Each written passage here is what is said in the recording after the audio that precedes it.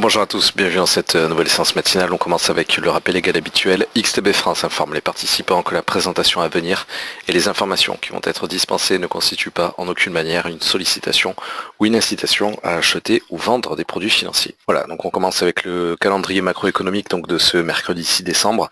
Donc il y a surtout deux temps forts qui vont m'intéresser dans le courant de cette séance. Donc d'abord à 14h15 le rapport ADP qui est censé donner une première estimation quant aux créations d'emplois durant le mois de novembre côté américain. Alors c'est toujours publié, vous le savez, 48 heures avant le chiffre officiel, les NFP, donc les créations de postes justement dans le secteur non agricole.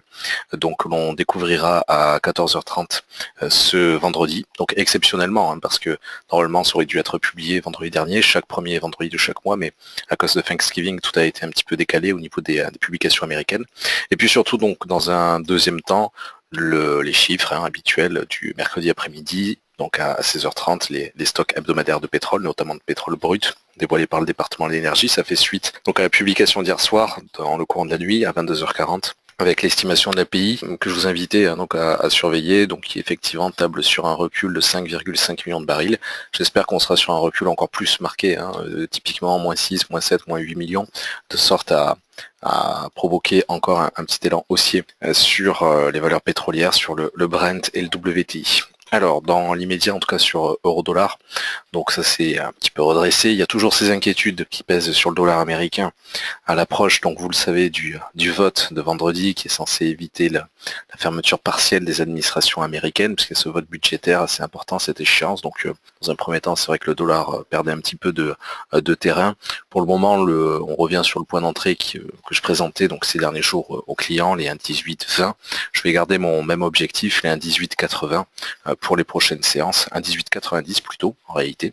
Donc juste en dessous de la résistance psychologique des 1,19, mais juste au-dessus quand même de la résistance technique des 1,1875 et quitte à renforcer donc cette opération sur les 1,1760. Voilà. Donc c'est un simple rappel par rapport à ce qu'on a déjà vu, surtout en live trading ces derniers jours. S'il fallait limiter la prise d'initiative, eh bien je me contenterai de deux objectifs, toujours à la hausse, réduit.